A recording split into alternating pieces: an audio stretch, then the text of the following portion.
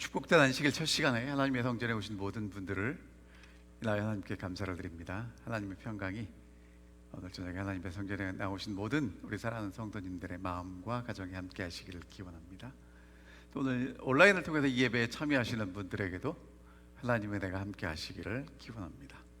오늘 계속해서 저희가 이제 룻기서를 공부하겠습니다. 안타까운 건 지난주에 저희가 서론을 했는데 중간까지만 방송이 되고 여기 계신 분들은 함께 예배를 드렸는데 온라인으로 예배를 드리시는 분들은 못 드리셨습니다. 자, 그래서 이제 오늘 지난 시간에 했던 내용 다시 한번 좀 반복하면서 오늘 말씀 나누도록 하겠습니다. 오늘 제목은 사사들이 치리하던 때에라는 제목입니다. 룻기를 두 부분으로 나눌 수 있어요. 내용으로 보면 1장 1절부터 5절까지가 하나의 큰 내용입니다. 떠나가고 무너지고 황폐하게 된 한 가정 이야기가 나오고요. 그 다음에 이제 1장 6절부터 4장 22절 마지막까지 돌아오고 세워지고 회복되는 가정의 이야기가 나옵니다. 그러니까 오늘 공부하는 내용이 짧지만 되게 임팩트가 있고 중요한 내용입니다. 자, 그러면 읽어볼게요.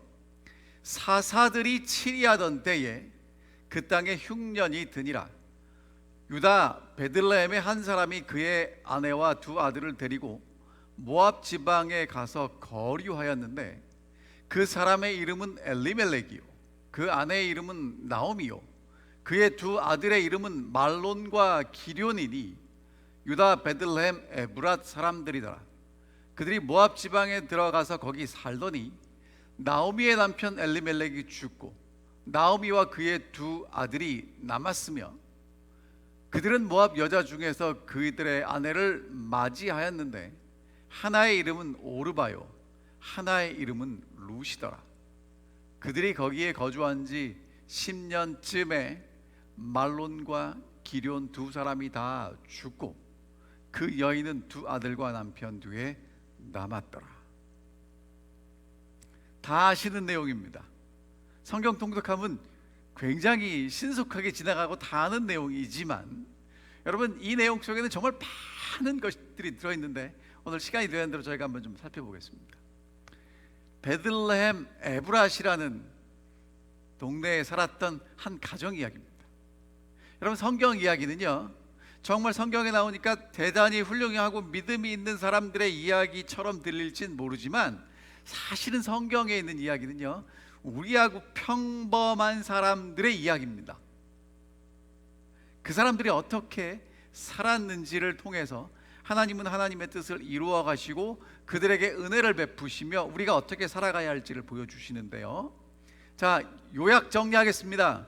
언제 일어난 일입니까? 사사들이 치리하던 때에. 어디서 일어났습니까? 베들레헴 에브랏입니다. 베들레헴은 이름의 뜻이 빵집이고요. 에브랏이라는 뜻은 풍성하다 그런 뜻입니다. 여기 주인공이 누구냐면 엘리멜렉과 나오미입니다. 그리고 말론과 기럐이에요. 근데 1장부터 4장까지 나오는 인물은 누구냐면 사실은 나오미죠. 자, 그 다음에 무엇을 했냐면 흉년이 들어서 베들레헴을 떠나 모압으로 갔어요. 그 결과 남편 죽고 이방 여인 며느리 둘 맞이하고 아들 둘 죽었습니다. 왜 그렇게 되었나? 하나님의 언약을 저버렸기 때문에 그렇습니다. 자, 이게 이제 요약을 해서 무슨 얘기인지 모르시니까 이제 하나씩 살펴보겠습니다. 자, 먼저 등장인물이에요. 엘리멜렉입니다. 여러분, 그 예수님이 십자가에서 달려 돌아가실 때 뭐라고 외치셨냐면 엘리 엘리 라마 사박다니 이렇게 외치셨죠. 근데 엘리가 뜻이 뭐냐면 엘은 여러분이 잘 아시는 대로 하나님, 그래서 엘리 하면 나의 하나님 그런 뜻이 있어요. 그러니까 나의 하나님은 멜렉이랍니다. 근데 멜렉가 무슨 뜻이냐면 왕 그런 뜻이에요. 그러니까 나의 하나님은 왕이십니다. 하나님은 나의 왕이십니다를 고백하는 거예요. 그 다음에 나오미는 어떤 뜻이 있냐면 즐겁다, 기쁘다 그런 뜻이 있어요. 근데 큰아들을 낳았는데 이름을 뭐라고 지었냐면 말론이라고 지었답니다. 병약하고 질병이 있다 그런 뜻이고요. 기럨이라는 둘째 아들은 낭비와 황폐라는 뜻이 있답니다.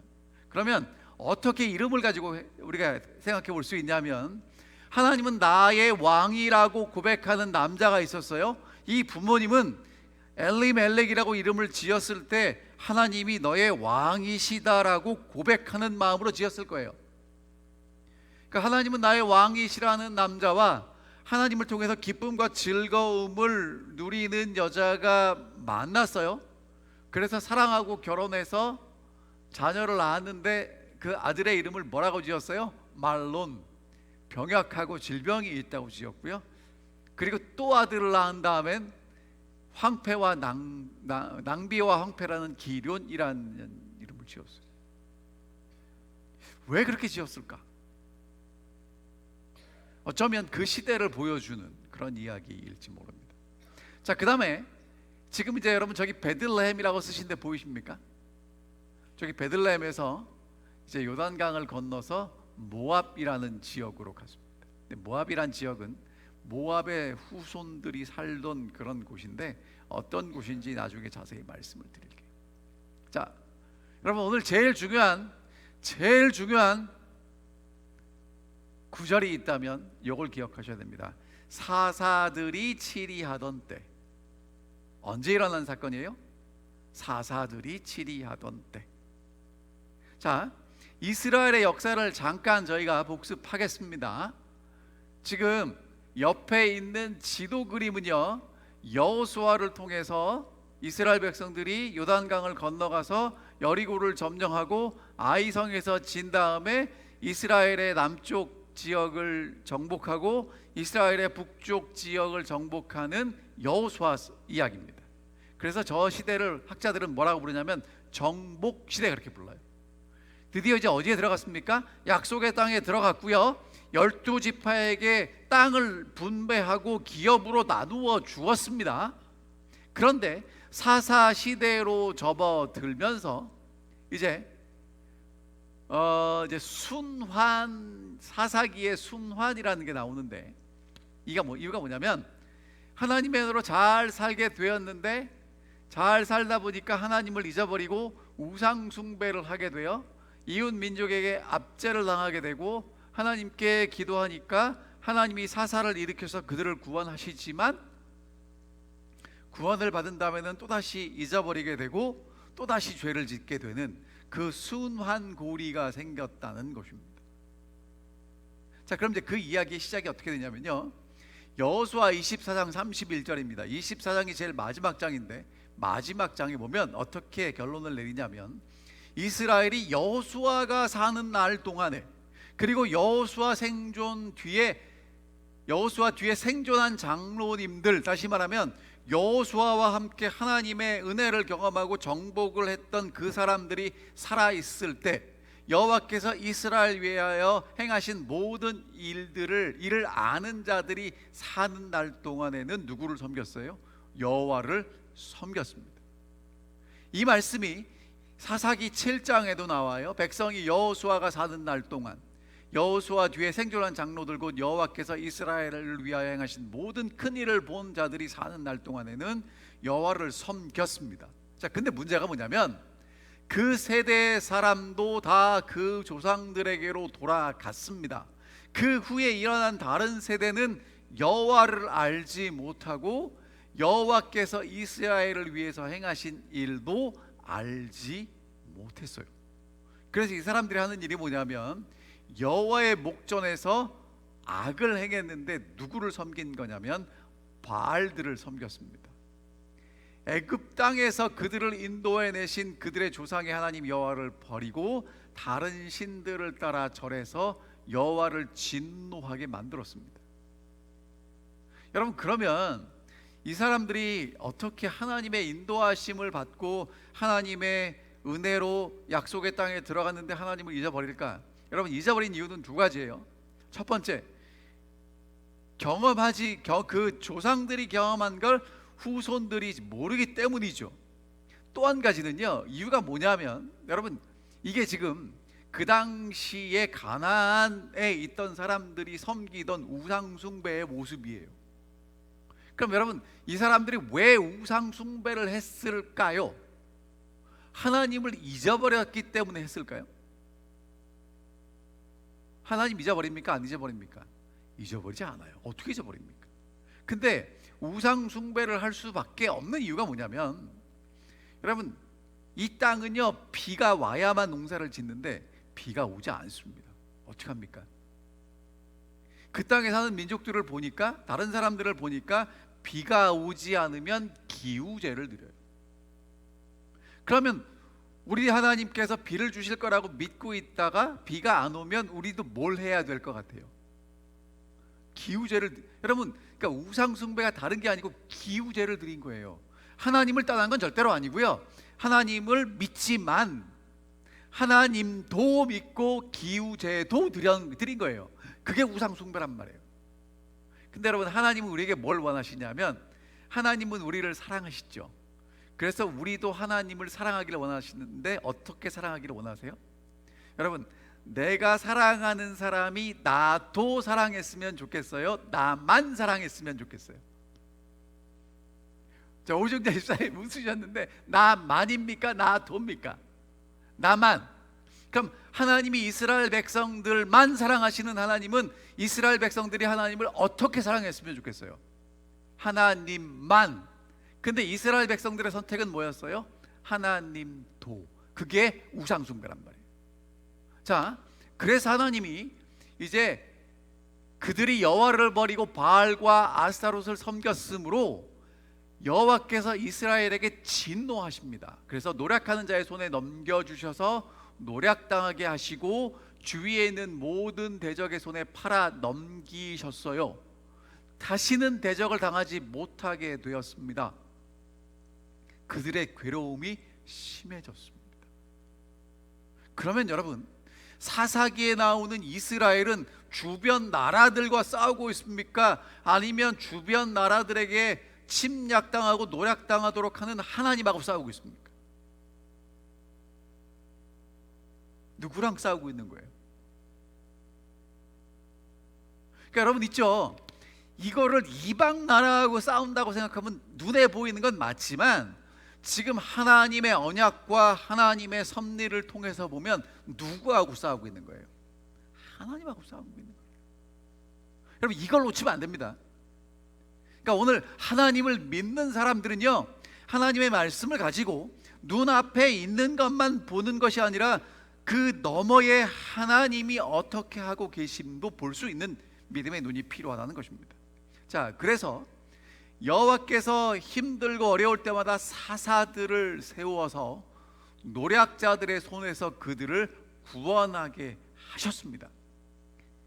근데 그들이 그 사사들에게 순종하지 아니하고 다른 신들을 따라 음행하며 그들에게 절하고 여호와의 명령을 순종하던 그 조상들의 길을 에서 속히 치우쳐 떠나 또다시 우상 숭배를 하게 되죠.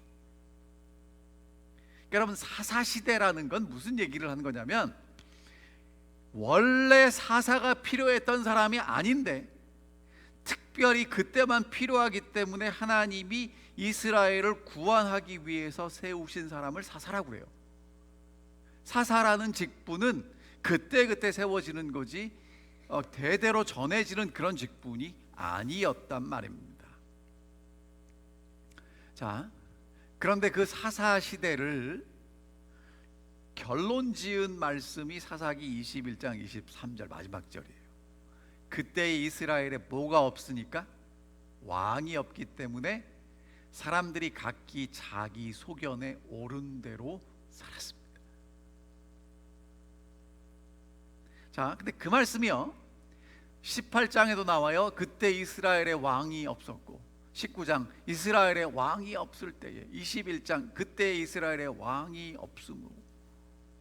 계속해서 반복하는 말씀이 뭐냐면 그때 이스라엘에 왕이 없었다는 거예요. 그래서 지 멋대로 살았다는 것입니다. 근데 여러분, 왜 이렇게 됐는가? 그것 설명해 주는 이야기가 어디 나오냐면 사사기 17장 18장에 미가 우상 사건이 나오고요, 사사기 19장부터 21장에 보면 레위인 첩 사건이 나오는데, 요 두 사건의 핵심이 뭐냐면, 미가 우상 사건은 아무나 붙잡아다가 레위인을 시킨 거예요. 제사장을 시킨 것이고, 19장과 21장에는 레위인 첩 사건이 나와요. 다 누구 얘기입니까? 레위인 얘기예요. 다 레위인들 얘기라고요. 자, 그럼 이제 요거 이제 요런 이제 배경을 가지고 설명을 드릴게요. 그때에 왕이 없었다고 얘기를 했는데, 여러분, 왕이 없었던 게 아니고 사무엘상 8장에 보면 여호와께서 사무엘에게 뭐라고 말씀하셨냐면, 이스라엘 백성들이 왕 달라고 얘기하니까, 야, 그 사람들이 너를 버린 게 아니라 나를 버려서 자기들의 왕이 되지 못하게 했다라고 말씀하시는 거예요. 그러니까 여러분, 사사 시대에는 누가 왕이세요? 하나님이 왕이세요. 자, 여러분, 진짜 좋은 통치는요, 어떤 게 진짜 좋은 통치냐면, 그 중국 역사에 보면 정말 왕들이 통치를 잘했던 시대가 나오는데 요순 시절이에요. 근데 요순 시절에 왕이 백성들에게 나가서 백성들이 잘 사나 이렇게 돌아봤어요. 그리고 물어봤죠. 왕이 누구냐고. 이 백성들이 왕이 누군지 알까요? 모를까요? 몰라요. 여러분, 그게 좋은 겁니다. 그러니까 정치에 관심이 없어도 나라가 잘 돌아가는 게 진짜 좋은 제도예요. 그래서 그 시대에는 눈에 보이는 왕이 없어요. 그 대신에 하나님이 이스라엘 백성들을 통치하셨냐면, 여기 보면 이제 12지파가 흩어져 사는데 12지파마다 레위인들을 위한 성읍을 내줍니다. 그럼 레위인들은 그 성읍에 살아요. 그 성읍에 살면서 주의 법도를 야곱에게, 주의 율법을 이스라엘에게 가르치는 일을 했어요. 그러니까 하나님의 약속을 가지고 이스라엘 백성들을 가르치는 일을 누가 했어요? 레위인들이 했어요. 자, 근데 지금 사사시대에 문제가 벌어지는 이유는 하나님의 법도를, 하나님의 율법을 이스라엘에게 가르쳐야 될 레위인들이 그 기능을, 그 역할을 못하는 겁니다. 그래서 하나님 백성들이 누구를 떠나게 돼요? 하나님을 떠나게 됐단 말이에요. 그래서 왕이 없는 것처럼 보이니까 어떻게 살았어요? 자기 소견의 사람들마다 옳은 대로 살았다는 것입니다. 자, 그러면 이 저녁에 오늘 하나님의 말씀을 듣는 우리 모든 성도님들과 제 자신에게 제가 아주 강력한 질문을 합니다. 하나님이 여러분들의 삶의 왕이십니까?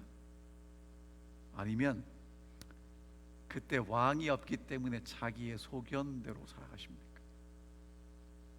여러분, 이건 되게 중요한 질문이에요. 남들이 다 하는데, 전문가들이 얘기하는데 맞아요. 여러분, 그렇지만 하나님의 말씀을 듣고, 하나님의 말씀을 들고, 하나님의 말씀을 믿고, 하나님의 말씀대로 순종하는 사람들에게는요, 적어도 하나님이 왕이십니다. 하나님이 왕이세요. 부디 하나님을 왕으로 모시고, 하나님 말씀 잘 듣고, 하나님이 원하시는 생각, 하나님이 요구하시는 행동을 하시게 되기를 간절히 바랍니다. 여러분, 정말 하나님이 우리 왕이시면 우리를 누가 책임질까요? 하나님이 책임지실 것입니다. 하나님을 그냥 나를 돕는 분으로 생각하면 필요할 때마다 도움을 얻으면 끝나요. 하지만 하나님을 나의 왕으로 모시면 하나님이 내 모든 삶을 책임지시고 인도하실 것이란 말입니다. 여러분, 이거 정말 중요한 말씀입니다. 여러분, 그래서 하나님 말씀 잘 들으시기 바랍니다. 하나님이 무엇을 원하시는지, 우리에게 어떻게 말씀하시는지를 잘 듣고 따라가야 합니다. 자, 그 다음에 두 번째 중요한 건 뭐냐면, 사사들이 치리하던 때에 그 땅에 흉년이 들었어요. 여러분, 왜 흉년이 들었을까?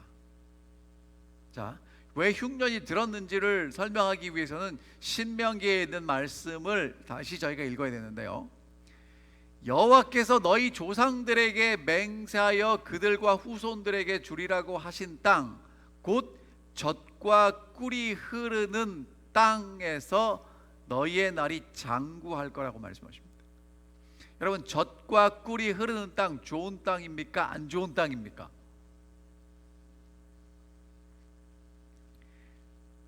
안 좋은 땅이에요. 왜냐하면 10절에 보니까 너희가 들어가서 차지하려는 땅은 어떤 땅이에요? 너희가 놓은 애굽 땅 같지 않은 땅이에요. 여러분, 애굽 땅은 어떤 땅이냐면 좋은 땅이에요. 젖과 꿀이 흐르는 땅은 어떤 땅이냐면 11절에 보니까 너희가 건너와서 차지할 땅은 산과 골짜기가 있어서 하늘에서 내리는 비를 흡수하는 땅이요. 여러분, 비가 내리는데 쪽쪽 다 흡수하면요, 농사짓기가 좋은 땅이 아니고요. 젖과 꿀이 흐른다는 건 젖을 짜는 일이죠. 젖을 짜려면 가축이 있어야 되죠. 목축업하는 땅이란 말이에요. 꿀을 따려면 꽃들이 피고 벌들이 있어 양봉이죠. 그러면 사실은 땅 중에 제일 좋은 땅은 뭐 하는 땅이에요? 곡식을 농사짓는 땅인데, 이 땅은 농사짓기보다는 목축과 양봉에 더 적합한 땅이란 말입니다. 자, 근데 그 땅이 좋은 이유가 내 하나님 여호와께서 돌보아 주신 땅이에요. 새초부터 새말까지 하나님이 항상 함께 하시고요, 하나님 말씀을 잘 듣고 하나님을 사랑하고 하나님을 섬기면 하나님께서 그 땅에 뭘 주세요? 이른 비와 늦은 비를 주셔서 곡식과 포도주와 기름을 얻을 수 있는 땅이란 말이에요. 그러니까 여러분, 그 땅은 잘 살기 위해서는 뭐가 절대적으로 필요해요? 하나님을 사랑하고 하나님의 말씀을 잘 들어야만 그 땅에서 이른 비와 늦은 비가 내릴 수 있는 땅이란 말이에요. 근데 그 땅에 흉년이 듭니다. 왜 흉년이 들었을까? 레위기 26장에 보면 내 계명과 내 규례를 준행하면 내가 너에게 철 따라 비를 주고 땅은 그 산부를 내고 밭에 나무는 열매를 맺을 거라고 말씀하셔요. 자, 근데 반대로 내 계명과 규례를 준행하지 않고 하나님 말씀을 잘 듣지 않으면 하나님이 첫 번째 뭘 하실 거라고 말씀하시냐면 놀라운 재앙을 내려 폐병과 열병으로 눈이 어둡고 생명이 쇠약하게 할 것이요, 파종한 것은 헛될 것이고, 그 다음에 17절 내가 너희를 치리니 내가 너희가 너희의 대적에게 패할 것이다 라고 말씀하십니다. 그러니까 지금 이스라엘 백성들이 대적들에게 계속 패하게 되는 건 이유가 뭐라는 거예요? 하나님의 말씀을 듣지 않았다는 거겠죠. 근데 거기서 더해서 18절 또 만일 너희가 그렇게까지 되어도 내게 청종하지 아니하면 너희의 죄로 말미암아 내가 너희를 7배나 더 징벌할 것인데, 그것이 무엇이냐면 하늘을 철과 같게 하며 땅을 놋과 같게 하시겠다고 말씀하십니다. 하늘이 철이 되고 땅이 놋이 되면 비가 내리지 않고 농사가 되지 않으니까 뭐가 들어요? 흉년이 들겠죠. 자, 그러니까 하나님의 언약은요, 하나님 말씀을 청종하면 이른 비와 늦은 비를 주셔서 풍성한 열매를 약속해 주셨지만 하나님 말씀을 청종하지 아니하면 대적에게 패할 것이고 흉년이 들게 될 것이라는 말씀입니다. 자, 그러면 사사들이 치리하던 때에, 왕이 없어서 사람들이 자기 멋대로 살아가는 때에 흉년이 들었단 말이에요. 그러면 누구를 떠났다는 얘기예요? 하나님을 떠났다는 얘기죠. 하나님 말씀 잘 듣지 않았다는 얘기죠. 근데 이제 하나님 말씀 잘 듣지 않은 게 어떻게 나타나는지 보여드릴게요. 자, 흉년이 들면 레위기 25장에 하나님이 이렇게 하라고 이미 말씀해 주셨어요. 내 형제가 가난하게 되어 빈손으로 내 곁에 있거든 너는 그를 도와 거류민이나 동거인처럼 너와 함께 생활하게 하되 그에게 뭘 받지 말고? 이자를 받지 말고, 37절 이자를 위해서 돈을 구워주지 말고 이익을 위해서 양식을 주지 말아라. 이유가 뭐예요? 나는 너희를 애굽 땅에서 인도해낸 너희 하나님 여호와다 라고 말씀하십니다. 그럼 여러분, 흉년이 왔어요? 기근이 왔어요? 옆에 있는 형제가 가난하게 되면 어떻게 해야 돼요? 무언가를 기대하지 말고 도와줘야 돼요. 이게 하나님이 하나님 백성들에게 주신 언약이고 말씀이에요. 자, 근데 사사들이 치리하던 때, 왕이 없어서 사람들이 지멋대로 살면서 그 땅에 뭐가 들었어요? 흉년이 들었죠? 그럼 어떻게 해야 돼요, 여러분? 이제까지 저희가 살펴본 말씀에 의하면 사사들이 치리하던 때 사람들이 지 멋대로 살아가던 그 시대에 흉년이 들었으면 누구에게로 돌아가야 돼요? 하나님께로 돌아가고 흉년에 내 어려운 사람들을 도와주고 살아야 되겠죠. 그런데 유다 베들레헴에 살던 한 사람이 아내와 두 아들을 데리고 어디로 가요? 모압 지방에 가요. 왜 갔을까요? 네? 잘 살기 위해서. 근데 누구만 잘 살고 싶어요? 나만 잘 살고 싶어요. 분명히 하나님의 말씀에 의하면 이렇게 흉년이 들고 어려운 사람이 있으면 뭐 하래요? 도와주래요. 근데 도와주기 싫은 거예요. 그러니까 어디로 가요? 어디로 가요? 멀리 옆 나라로 이사 가는 겁니다. 여러분, 갈 때 나오미가 1장 마지막에 그랬거든요. 풍족하게 나갔다 그랬거든요. 그러면 풍족하게 나가려면 뭘 팔아야 돼요? 땅 팔아서 내 거 다 챙겨가지고 도와주기 싫으니까 나가는 거예요. 여러분, 근데 레위기 22장에 보니까 하나님이 뭐라고 말씀하셨냐면 땅 팔지 마라. 왜? 땅 누구 거예요? 다 내 거다 말씀하셨어요. 여러분, 하나님이 분명히 뭐 팔지 말라고 그랬어요? 땅 팔지 말라고 그랬어요. 가난하게 돼서 땅을 판 게 아니라 이 사람들은요, 가난한 사람 도와주기 싫어서 풍족하게 땅 판 돈 가지고 어디로 갔어요? 옆 나라 모압으로 갔어요. 살기 좋은 땅으로 갔다고요. 그러니까 여러분 있죠? 사사기 1장 1절에 룻기 1장 1절에 죄송합니다. 성경절 잘못 썼네요. 사사들이 치리하던 때에 그 땅에 흉년이 드니 유다 베들레헴에 사는 한 사람 엘리멜렉이라는 사람과 나오미가 아들 둘을 데리고 모압 지방에 가서 거류하였다는 얘기는요, 이게 지금 어마어마한 것들을 지금 함축하고 있어요.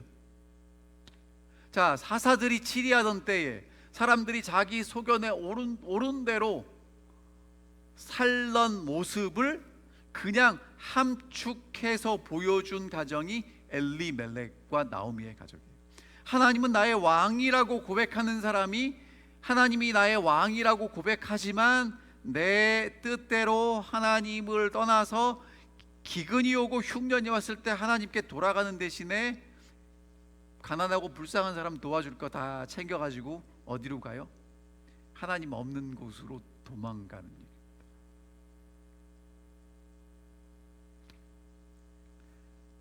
흉년이 올 때 하나님께 돌아가야 되는데, 가난한 사람이 옆에 있을 때 그 사람들 도와줘야 했는데, 하나님이 주신 기업에 대해서 책임지고 그 땅을 팔면 안 되는데 그거 다 팔아버리고. 여러분, 그러니까 사사들이 치리하던 때에 왕이 없으므로 사람들이 자기 소견에 옳은 대로 살았던 그 모든 것을 종합 세트로 보여주는 집이 누구네 집이에요? 엘리멜렉과 나오미네 집인데, 여러분 이거는 그냥 제 혼자 생각입니다. 여기에 누구의 의견이 더 많이 작용했을까요? 엘리멜렉이겠습니까? 나오미겠습니까? 모르겠습니다. 이건 제 혼자 생각인데 제가 볼 때는 나오미가 얼마나 엘리멜렉을 옆구리를 찔렀겠어요? 그러니까 떠나는 거예요. 하나님도 버리고 이웃 사람들도 버리고 하나님이 주신 기업도 버리고 다 버리고 떠납니다. 어디를 가서 하면 모압 지방에 가서 거류하다가 모압 지방에 가서 삽니다. 여러분, 모압 지방은요, 아르논 강이 있었는데 그 옆으로 아름다운 들밭이 쭉 이렇게 펼쳐져 있는 좋은 곳이었답니다. 근데 여러분, 이 모압 지방이 모압의 조상이 누구냐면 롯이에요. 롯이 소돔과 고모라가 멸망한 이후에 산에 가 살다가 딸들하고 낳은 아들이 모압이에요.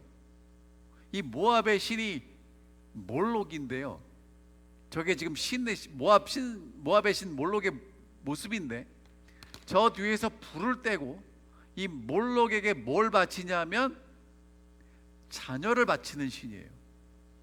그러니까 우리가 축복받기 위해서 자녀를 하나님께 바치는 그런 제사를 드렸던 이 우상이 몰록입니다. 근데 특별히 이 모압이 이스라엘과 어떤 역사가 있었냐면, 이 발람이라는 선지자가 발락의 사주를 받고 이스라엘을 저주했고, 그 저주가 먹히지 않자 이스라엘을 저주하는 방법을 가르쳐 줬는데, 모압 여인들이 이스라엘 백성들 데리고 음행합니다. 그게 다시 말하면 이 이스라엘 백성들이 광야를 걸어가는데 지금 모압의 멋있는 음악과 아름다운 노래와 이 제사라는 문화에 이스라엘 남자들을 초청해서 거기서 그 모압의 여자들과 음행하고 하나님께서 이스라엘에게 진노하시는 일을 벌였던 사람들이 누구예요? 모압이. 그 땅에, 아니 딴 데를 가려면 딴 데를 가지 어떻게 그 땅을 가냐고요. 자, 그 결과 이렇게 됩니다. 나오미의 남편 엘리멜렉이 죽습니다. 나오미와 그의 두 아들이 남아요. 엘리멜렉이 왜 죽었는지 모르지만 성경은 그냥 죽었다고 말합니다. 근데 C.S. 루이스라는 사람이 이런 얘기를 했어요. 사람들은 무서운 일이 일어나기 전에는 하나님께 귀를 기울이지 않는 습성들이 남아 있습니다. 그러므로 고통이란 귀머거리에게 알아듣도록 하는 하나님의 확성기입니다. 여러분, 우리는요, 편안할 때는 절대로 하나님 얘기가 귀에 안 들어옵니다. 아무리 얘기해도 안 듣습니다. 듣는 것 같은데 딴 생각해요.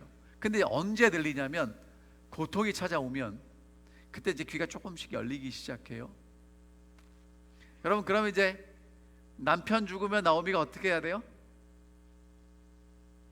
하나님이 내게 무슨 말씀하시지?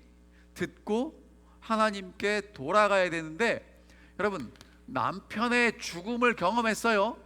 하나님의 강력한 음성을 들었습니다. 징계를 받았어요. 그러면 깨닫고 돌아가야 되는데 성경은 뭐라고 얘기하냐면 이렇게 얘기합니다. 그들은 모압 여자 중에서 그들의 아내를 맞이하였는데 하나의 이름은 오르바고 하나의 이름은 루시더라. 말 듣습니까? 안 듣습니까? 죽으라고 안 듣습니다. 베들레헴으로 돌아가는 대신에 모압 여인들을 며느리로 맞이하고 다시 아들들을 통해서 가정을 일으켜 세워보려고 합니다. 말 정말 안 듣습니다. 여러분, 신명기에 보면 7장에 이렇게 말씀하세요. 그들과 혼이 나지 말지니 내 딸을 그들의 아들에게 주지 말 것이요 그들의 딸도 내 며느리로 삼지 말라고 말씀하십니다. 에스라 9장에도 보면 이스라엘 방백들이 그러니까 이방인의 딸을 맞이하여 아내와 며느리를 삼았기 때문에 에스라가 정말 하나님 말씀을 통해서 그들을 대단히 심판하는 말씀을 하시고요. 느헤미야 13장에도 보면 암몬 사람과 모압 사람은 영원히 하나님의 총회에 들어오지 못하리라는 말씀을 다시 반복하면서 이방인과 결혼하지 말라고 얘기를 해요.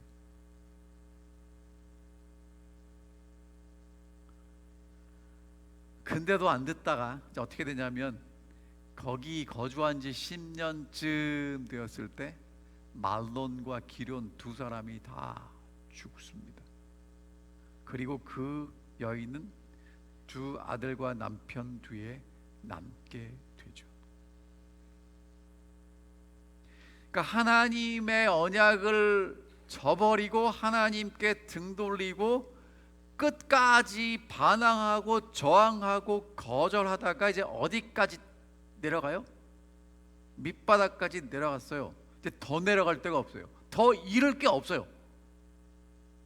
하나님의 언약을 저버린 결과 빈손이 남고요, 죽음이 남고요, 이방 여인 며느리가 남았어요. 근데 여러분, 이거는 이제 너무 이제 제 3자적인 입장이고요. 우리 나오미 입장을 좀 생각해 보자고요. 아니, 인생을 살아도 이렇게 힘들 때가 있습니까? 흉년이 찾아서 고향 떠나고요, 타향에서 남편 죽고요, 두 아들도 죽고요. 여러분, 이 여인의 슬픔을 누가 이해할 수 있겠습니까? 하나님께 하소연하면 이 여인이 이렇게 얘기하겠죠. 내가 겪은 얘기 소설로 쓰면 10권도 넘는다고. 그렇죠? 얼마나 할 말이 많겠어요. 짧은 성경절이지만 여러분, 나오미는 정말 하나님께 할 말이 많아요. 하나님 너무하다고. 근데 여러분, 동시에 하나님 입장에 생각해 보자고요. 하나님은 얼마나 안타까우시겠어요. 하나님께 돌아오라고 흉년을 보냈는데 안 돌아오고 떠나서, 하나님께 돌아오라고 남편의 죽음을 허락했는데 그래도 버텨서 마지막에는 아들까지 빼앗아 갑니다. 여러분, 돌아오기를 바라는 하나님의 마음은 얼마나 안타까울지 생각해 보셨어요? 왜 내가 힘든 것만 생각하냐고요. 하나님이 왜 하셨는지는 왜 생각 못하냐고요. 자, 그러니까 이제 뭐가 이제 대비되는 거냐면, 하나님을 떠나서 끝까지 버티는 나오미가 있고요, 그 나오미를 포기하지 않고 끝까지 쫓아가서 돌이키려는 하나님이 지금 대치하고 있어요. 근데 룻기 시작은 어떻게 시작되냐면, 끝까지 버티다가 이제 밑바닥까지 가서 그 후에 하나님께 돌아가는 이야기가 룻기입니다. 그러니까 어쩌면 룻기는요, 성경에 나오는 이야기, 옛날 이야기일 뿐만 아니라 이 시대를 살아가는 오늘 여러분과 저의 이야기도 될 수 있다는 겁니다. 하나님을 떠나서 고집대로 살다가 더 이상 이제 갈 곳이 없어서 이제는 하나님께 돌아갈 수밖에 없는 사람들의 이야기라는 것입니다. 다른 각도에서 말씀을 드리면, 죄인이 하나님 없는 상태에서 살다가 마지막에 죽음이 끝이라는 것을 발견했을 때 생명 되신 하나님께 돌아갈 수밖에 없는 이야기인 것이죠. 여러분, 근데 우리에게 소망이 있는 이유는 호세아 선지자를 통해 이렇게 말씀하십니다. 오라, 우리가 여호와께로 돌아가자.